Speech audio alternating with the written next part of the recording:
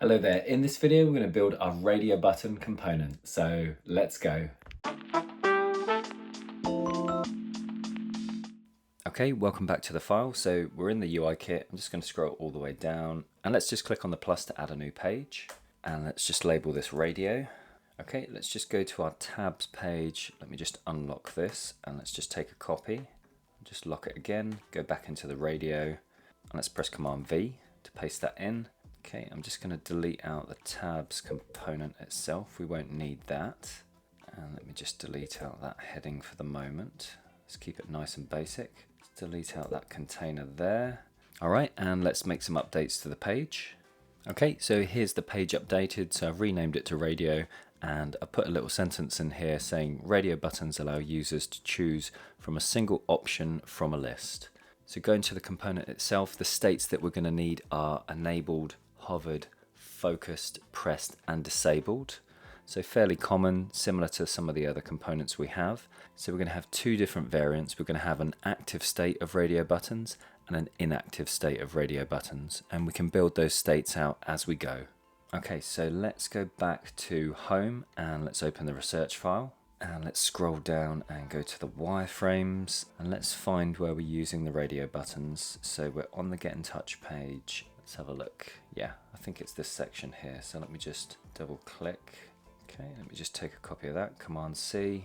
Let's go back here. Let's draw out a frame, and that can be our testing area. Let me just Command V. Oh, let's just drag that up.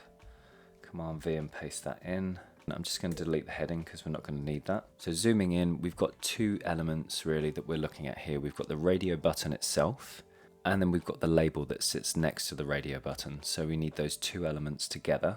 In the wireframe, you can see that one is deemed active and one's deemed inactive.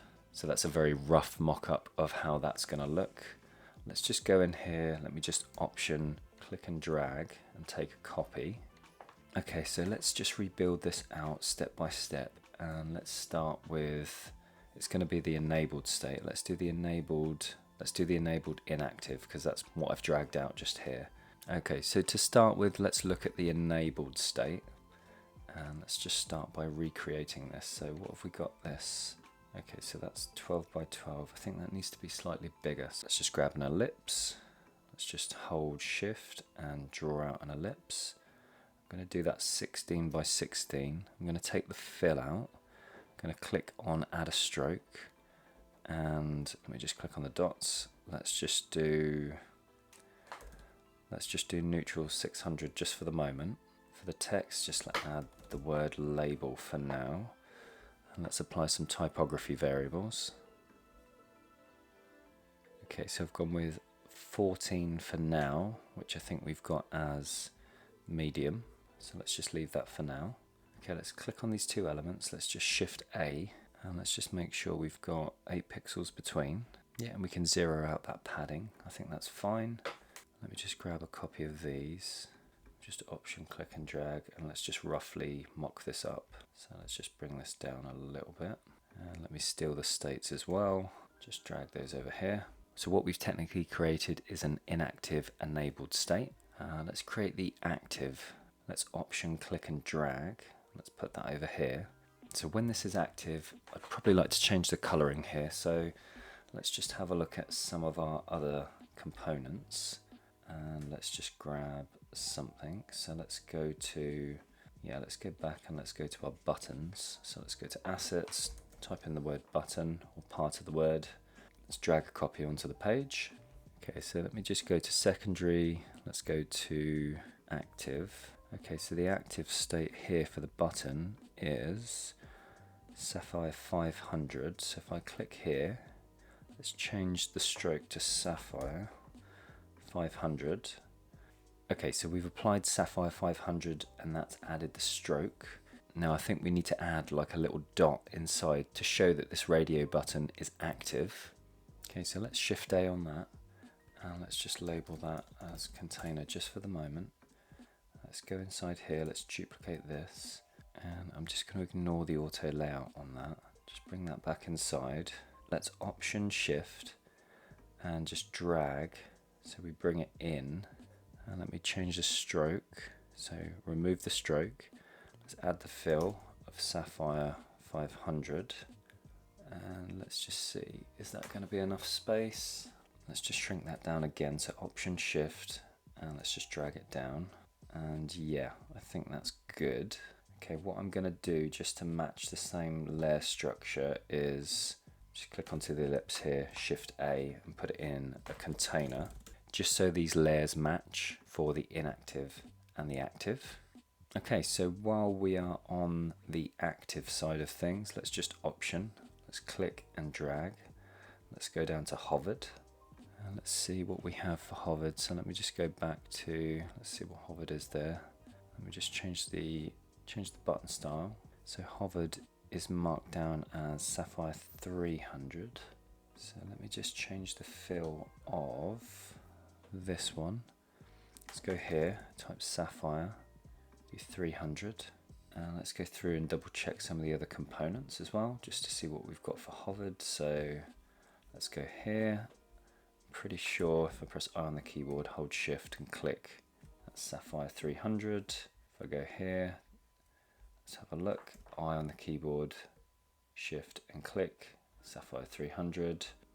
Let's have a look last of all at the tabs. So let's I, hold Shift and click. Oops, let's do that again. I, Shift, click. Okay, let's do that again. I, Shift, click. There we go. It's a Sapphire 300. I haven't selected the entire background, so that's good. Okay, so this hovered state matches some of our other components that we're using that color. So let's move on for now. Okay, let's move on to the focus state. So let me just grab the enabled up here. There we go. Let's Option, click and drag. Let's bring that down here. So what I want for focus, if I duplicate this ellipse, let's set it up here to ignore the auto layout. Let me just Shift and move that across. Let me just rename this to focus so I know what I'm looking at. And what I actually might do is just quickly go in and rename these things as well, just for consistency. Just call that dot for now. There we go. Oops. Let's go back into here. So the focus, what I want to do is Option Shift, and I want to drag it outside of the other ellipse. I want to increase the stroke to 2. Let me just Option Shift, drag it one more time, and for focused it's neutral and 900, and there we go. That's what we're going to use for our focus. Let's just go down here, let's click on enabled, let's Option, click and drag. What are we on to now? So we're on to pressed. Let me just go up here, let's go to our button. Let's just quickly change that to pressed. Okay, so that's going to be Sapphire 400. Let me just let's click on that. Let's go here. Let's click Sapphire 400. So I've added the background in here. Now, I think this is a bit too extreme, this background. It just seems a little bit too much. I'd like it to be a little bit more subtle. So I think in this instance, I might just drop it down to, let's find it, 75. I think that seems a bit more suitable. Let me just go down here, let's go here, 75. Let's go back into it again, click on the ellipse, go to 50. Now there is a slight color difference here because we're using, so what's that, Sapphire 500, and this one is Sapphire 400. Okay, we've definitely got those colors correct in line with the other components. I think we'll leave it like that for now. If we want to make some changes, we can always do that later. Let's move on to our disabled state. Let's click here, let's Option, click and drag. Okay, so let me just go up. Let me just find the disabled state. Okay, let me just drag that down. So what is this? This is, should know these off by heart by now. Okay, let's just go in here. So it's neutral 100. Let's redo all of that to neutral 100. And let's just go up, change it from a primary to a secondary button. I'm assuming this is going to be, yeah, neutral 100. So let's go here, neutral 100. And let me just mark that as enabled for a second.